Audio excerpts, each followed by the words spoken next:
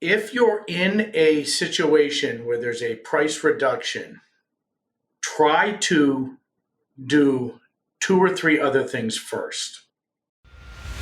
Coffee's for closers only. So we've established my proposal is sound in principle. Now we're just haggling over price. Let's see how much we're going for on eBay. Man, it's the same as Dunkin' Donuts. Costs 15 times the price. Welcome to Impact Pricing, the podcast where we discuss pricing, value, and the operational relationship between them. I'm Mark Stiving, and our guest today is JD Dillon. Here are three things you want to know about JD before we start. He's currently the CMO at Tigo Energy. I hope I pronounced that right. Yep. A solar company. He's the was the VP of Marketing and Pricing at Enphase Energy. And I want to point out that he and I have several things in common, right? So we both have MBAs from Santa Clara University. We were both in the semiconductor industry for a while. We both applied to West Point. Mind you, he got in and graduated. I applied. Welcome, JD. Great to be here, Mark. Hey, it's going to be fun. How did you get into pricing? Pricing was an interesting journey. I was did product management at Cypress Semiconductor, and we did an engagement with McKinsey, and I met a gentleman by the name of Craig Zawada, who ran their pricing practice at the time, and he was responsible for transforming how we did pricing at Cypress. And I raised my hand and volunteered to be full-time pricing for a period of time, as opposed to having it just siphoned off as part of the product management. Because to me, it's a perfect combination of data and emotion, and it kind of converges upon value, which to me is the epitome of marketing. Value and marketing should be synonymous. Oh my gosh, couldn't I just say those exact words? And by the way, can I add product management should be synonymous with value as well? Yes. Absolutely. Yes. Hey, back when I was in the semiconductor industry, TJ Rodgers was a big name, and you almost never hear of him anymore. What happened? So TJ is in the background, which just is a funny sounding phrase if you know TJ. When he was asked to leave Cypress Semiconductor, the company he founded, and that didn't go particularly well. But after he left there, he's on the board of a number of companies to include Enphase Energy. And quite frankly, a bunch of the executives, me included, over at Enphase came from Cypress Semiconductor and applied a lot of the management principles we learned there at Enphase. And a lot of the turnaround from 72 cents to as high as $300 of the stock was due to Cypress principles. Nice. Well, he was certainly a rock star back when he was at Cypress. So that's pretty cool. So it's so funny. I asked you to be on the podcast and you said, I want to talk about the 8D. And I'm like, what's that? So let's start and let everybody else know what's that. 8D is the 8 discipline problem-solving technique. That's the simple answer. And it is a way of approaching problem-solving that was founded in the quality movement. It was founded by Ford Motor Company in 1986. And if you remember, Ford Quality is Job One was their campaign, great marketing campaign. Marketing campaigns have to have some sort of basis in reality. This one did. And so they invented essentially the 8D problem solving in 1986, and quality people everywhere would know it thoroughly. Marketing and sales and product management, finance, not so much. Okay. And so does a quality program apply to pricing? Absolutely. I would argue pricing is the quality metric for revenue. Now, that's pretty fascinating concept, right? I often think of the price you can win at is a measure of the value you could deliver and communicate. And understanding the value and then communicating it is often 3/4 of the problem. How often have you been, Mark, in situations where everybody's buying the product? Everybody says, why do they buy our product? Because it's so good. What does that mean? And frankly, if revenue is through the roof, maybe you're giving away too much of the value in terms of low price. Yeah. I have to say, I work with hundreds of companies, and I don't think I've ever met one where they actually understood the value of what they were delivering. Yeah. I mean, the way their customers perceive it. I just find it fascinating. Okay. So let's do the 8Ds. We're going to try to keep this interesting, and I want to learn. I'm lucky in that he sent me a document. If he'll let me, I'll post this with the show notes as well, so you guys can all refer back to it later. But let's hear what the 8Ds are and how we can use them in pricing. So D0, I guess that's not one of the 8. So D0 was added. So they came up with the 8D, and 8 had a nice ring to it. And then later on, I believe they added in D0 at the beginning. So D0 is basically identifying the issue. So something's of concern. Heck, just this morning, I got a call from the CEO and the head of European sales. They needed a price approved. The CEO, we're trying to do a new process here at the company. And of course, the head of sales called the CEO first, who's involving me. So the process is broken right there. So the point is, there's something of concern. And then you just gather facts. And so out of curiosity, you heard that this morning. Are you now going through the 8D process to solve that issue? No, this one is a very specific, pointed, obvious issue that I am going to work on. So a full 8D is resource intensive, and you've got to apply some judgment up front. Could we learn cross-functionally? And the key word I think is cross-functionally from applying the full 8D problem solving. If it's just one person going rogue, how much learning organizationally are we going to do? I'm just going to call up the head of sales tomorrow and say, dude, what are you doing? Right? That doesn't need a full 8D. Right. So there are big issues that we in pricing often deal with, right? Things like we want to change the pricing metric or talk about what the pricing metric should be. Or we want to talk about how do we package the products into a good, better, best product packaging so that we can capture more of the revenue of the value from our marketplace. I mean, there's lots of things like that where we need to make these big decisions. Yes. And so those are the things that you want to apply 8D to. Yep. If I can give a very specific example that I was thinking of from my past, and this one is based on a real example, a business unit manager pointed out the gross margin percent was way too low for a given business unit. So the horse had already left the barn. Once the gross margin's too low, if that's the point that you're identifying, it's either cost and or price. So you start digging in. And we did a price band analysis, which shows that it was a bathtub curve. So there was 2 customers that were way, way low, and there was hundreds and hundreds very high.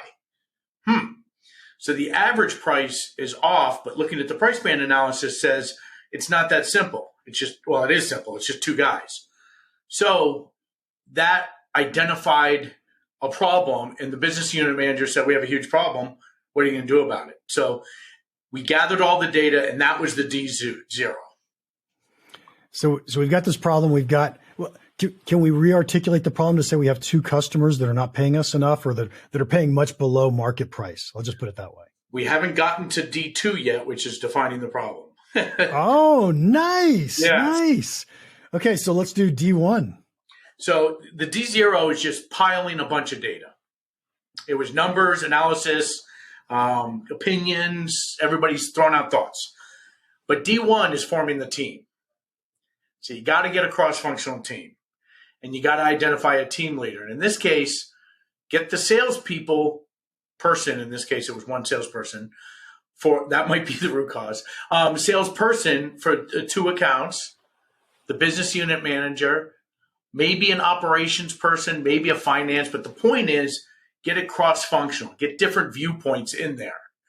And so we did. I'll stick with it. By the way, throughout the whole 8D, I'm going to stick with that one example.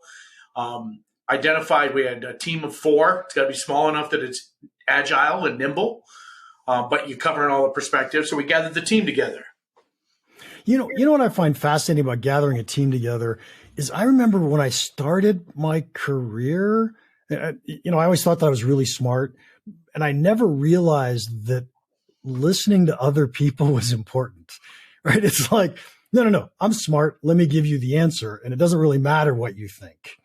And I found out that once I started listening to all the other departments and helping them achieve their goals, it just changed my career completely. So I love the idea that we form a team to go do this.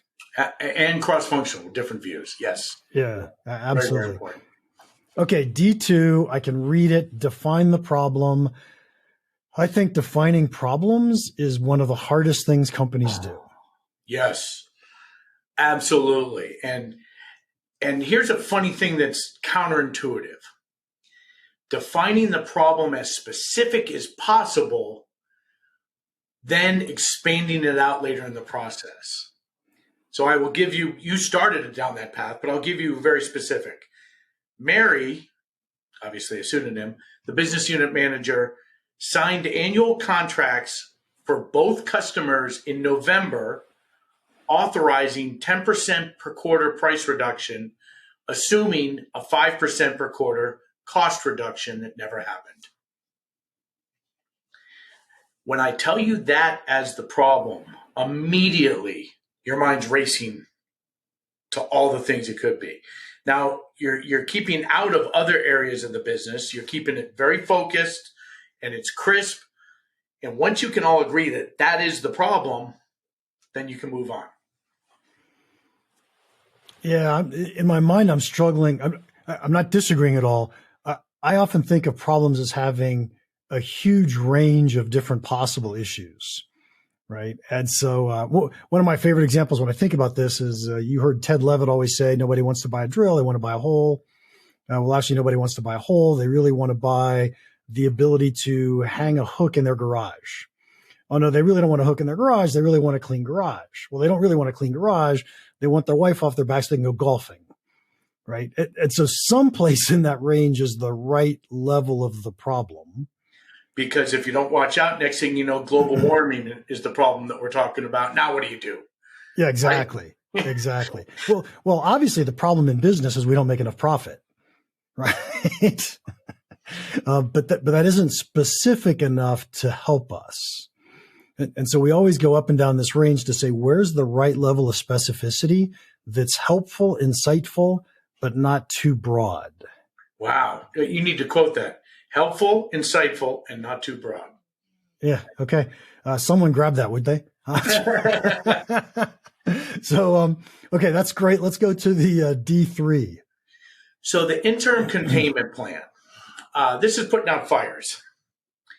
And the way I look at this is look vertically for other problems with the same customer or process. And then horizontally, do we have a similar issue with other customers or process? So, and stop the bleeding, slow things down. Oftentimes in pricing, matter of fact, in my call this morning, it's from Europe. So it was an hour ago. And I said, so if you don't have the pricing in half an hour, we're going to lose the deal? Well, no. Okay, let's slow down. So oftentimes we got to slow people down. In this case, Bob, the sales manager, met with both customers. Now, this is going to be a little controversial.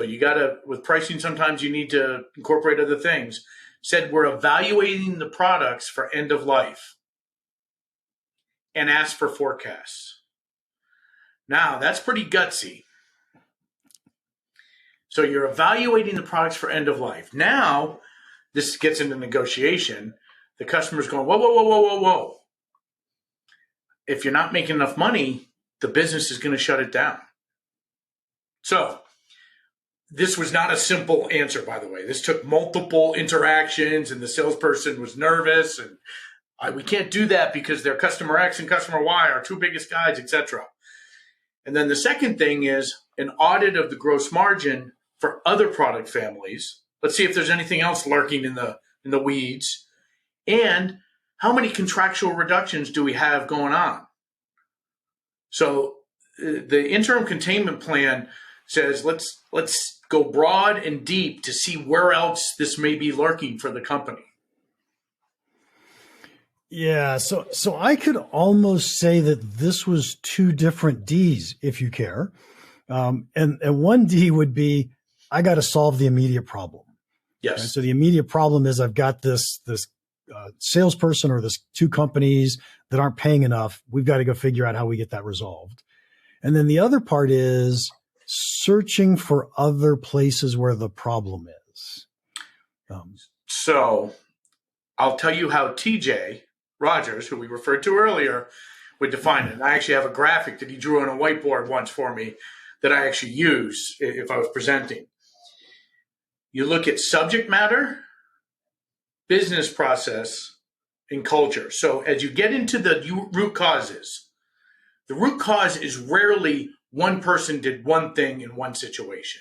Right. That's the subject matter. So the fact that the gross margin is too low in this business unit and we signed off on a contract. Okay, what's our process for signing off on contracts? Why do we price ahead of cost? In this case, you're given a price reduction, assuming the cost is going to happen. Could you put a contingency in the contract? Again, this is where you're looking at the root causes. Did you even think about that ahead of time? Did you just run into it? What's the operations plan for the cost reduction? And if you would talk to an operations manager, they said, there's no chance we're going to get this cost reduction in time. Whoa, okay, then why are we doing the price? You start to get into other things about the business process, and the culture is it a too big to fail mindset? Two customers are driving a lot of the volume, but the profit's coming from hundreds. Okay, you got a problem with the business here. So culturally, is it, we got to win these deals. So, and it is not simple at all. It's more than just Mary signed off when Bob asked. It's a lot more. That's where the verifying the root cause is. And the method I use is 5 why. Why did the price get approved? Well, because we needed the business. Why do we need the business? Because we're too dependent upon two customers. And that could take you down 3 or 4 different paths. Yeah, absolutely. And that starts to get you to the root cause. Yep. Maybe it does, maybe it doesn't. Speaking of root causes, what's D4? Well, that's D4. That's the root cause. Right. We were just talking about the interim containment plan, which was D3, which was stopping the bleeding. D4 is and again, there's a concept called the fishbone diagram, which I don't care for. I find that too geeky. 5 why is the easiest. Literally just say, why'd we do this? Why'd we do that? Usually about the 3rd, 4th, 5th, 6th, you're really deep into the problem. And you might have, we did it for 2 reasons. Again, now you're branching, which is okay too. Yeah. I also find that when you do the 5 whys, we often get to world peace. Yes. And so you got to be someplace in between there. Yep. So excellent. So what about number 5? So 5 is the corrective action. So verify permanent corrective action. Now we determined, let's say, for example, our process, and I'm just making this up on the fly, but our process for contracts didn't check with cost reduction plans and operations. Okay, so perhaps there's a business process that you can fix there. Perhaps one of the corrective actions is the too big to fail problem. Maybe you've got to find a 3rd or 4th customer to couple with those 2. Maybe you've got to go back and, God forbid, raise the price. None of these things are taken lightly, but if you're going to have to raise the price or EOL the business, a good negotiator can go in and say, these are our choices. Do you want a last time buy? Because we're getting out of this business? Or are you okay with a higher price, right? You can have that discussion. Again, we don't get paid to make the easy decisions. No, that's for sure. That's for sure. So was that 6 as well, or is 6 different? That was 5, which is verifying the permanent corrective action. And then implement is doing it. So I like to think of D5 as coming up with the plan, the who, what, when. So Bill's going to do this, Mary's going to do this, Rajiv's going to do this. You come up with the list, the to-do list. Now you got to go do it. So you go to the sales or to the customer, and then they answer, and they're not going to answer happily. Now what? You go to operations. Okay, now they decided to go a different direction. They're not doing the cost reduction at all. Oh my goodness. So now we're stuck here forever unless we do something. Is that okay? So the D6 is just the execution, day-to-day actions, getting together. Yeah. So I want to jump back to D5 for a second, because I think that was, I think we missed something there, and maybe not, but in the example, certainly we're going to go deal with these two customers. Yep. But we also want to deal with our internal processes. Yes. So those internal processes could have been, well, in the future, we need to make sure we're checking with cost accounting or the people who are doing the cost downs. Are we really going to get cost savings or, better yields or whatever it happens to be next year? And how do we manage the internal workings and processes? Yes. And the cultural one's the hardest. Often that's just talking about it and escalating. I mean, when everybody says, we can't have customers that are this important. You're like, well, have you ever been in business, for goodness sakes? I mean, every business has that. Do you like having your factory full? Exactly. Or is there a profit level, perhaps, that it's in danger of EOLing once you hit a profit level? Now does everybody know what that is? So communicate it. So the salesperson doesn't want to lose the business long term, so they're hesitant to ask for this 10% reduction because they know that eventually their commission's gone. Maybe. Yep. Okay, excellent. So D5 is find them. D6 was actually do the work. Yep. D7 is what? D7 is prevent reoccurrence. Now, this is the hard part of business. Do you add something into your dashboard that you do every quarter in your QBR, maybe? So perhaps you look at maybe in this case, you incorporate price as part of the forecasting process. So you don't just forecast volume and keep a static price. You forecast for the next 6 quarters or whatever your internal process for forecasting is. You have the pricing person do a forecast. By the way, we did that at Cypress. The pricing person forecasted knowing all of the contracts, et cetera.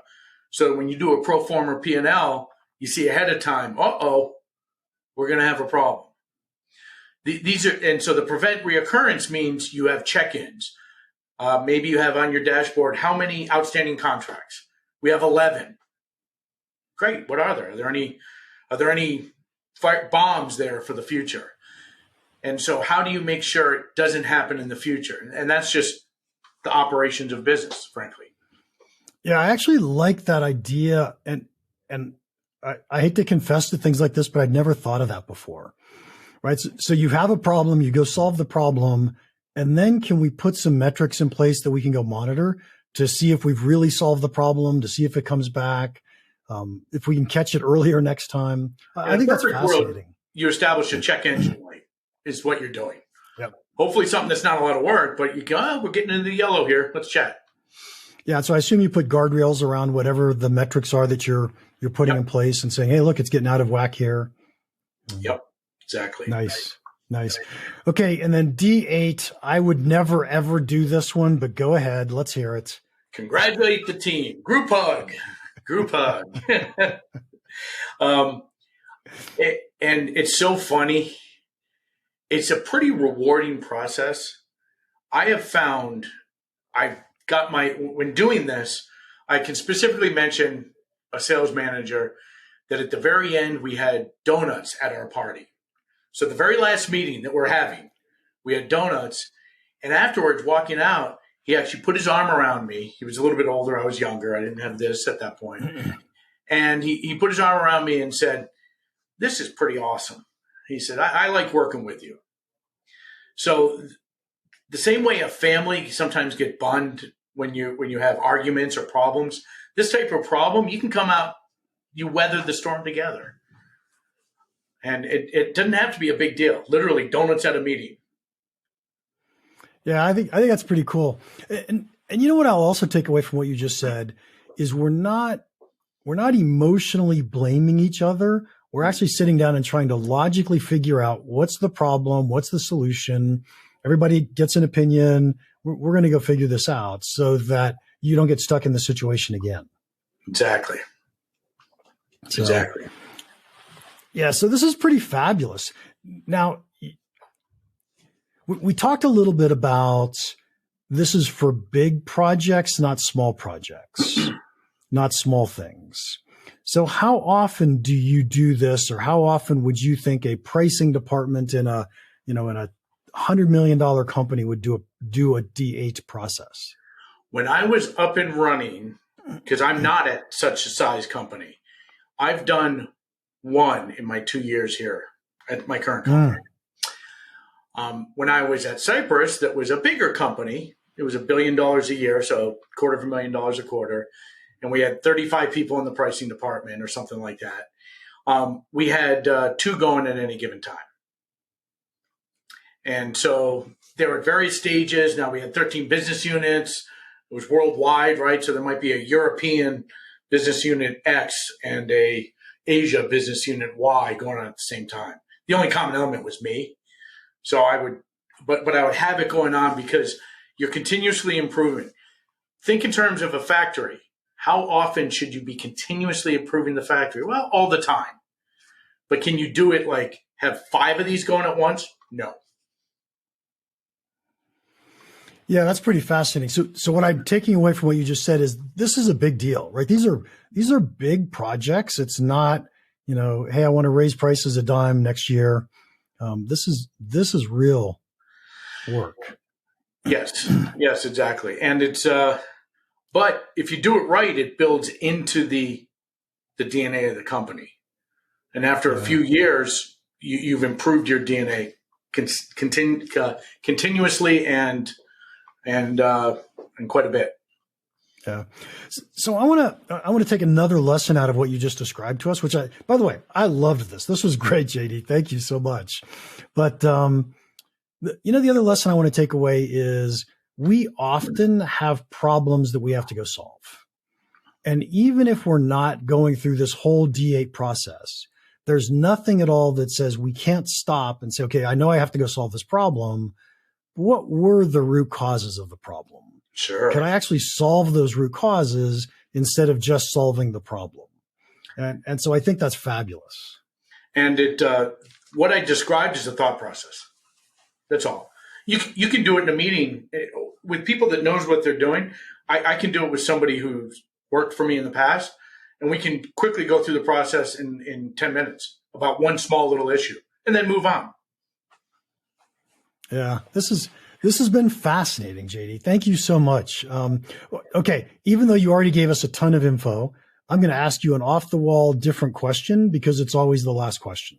Sure. What's the one piece of pricing advice you'd give our listeners that you think could have a big impact on their business? If you're in a situation where there's a price reduction, try to do 2 or 3 other things first. It's actually an interesting point, and I can't remember if I got it from Craig Zawada or Madhavan, one of those 2 guys, but it was, if you have an issue, just say, okay, the salesperson comes and say, let's try 3 other ideas. Can we market a little bit more? Can we do this? Can we do that? It's a small thing you can impact immediately. And oftentimes you creatively get to an answer without the price. I think that was a fantastic suggestion. Now, 2 thoughts when you said it. First off, luckily not that many companies are in price reduction situations, right? We used to live that in the semiconductor world all the time, but luckily most companies are not. And as soon as you said the words, if you're in a situation where you're facing a price reduction or regularly facing price reductions, I was thinking in my head, get into a new business. Yes. Okay. Warren Buffett. The key to success is having pricing power. Yes. Yes. But I do really like the idea that says, hey, try 3 things. Yep. And if they fail, okay, great. We'll lower the price, but Yep. try 3 things first. Yep. Awesome. JD, thank you so much for your time today. If anybody wants to contact you, how can they do that? LinkedIn's the best. Since I'm the third, I'll give a shout out to my late grandfather and my father. So I'm James Dillon the third. So I go by JD. So it's James JD Dillon. Any of those calls it up. Excellent. And the link will be in the show notes, I'm sure. To our listeners, thank you so much for your time. If you enjoyed this, would you please leave us a rating and a review? You can go to ratethispodcast.com/impact pricing to do that. And finally, if you have any questions or comments about the podcast or pricing in general, feel free to email me, Mark, at impactpricing.com. Now, go make an impact.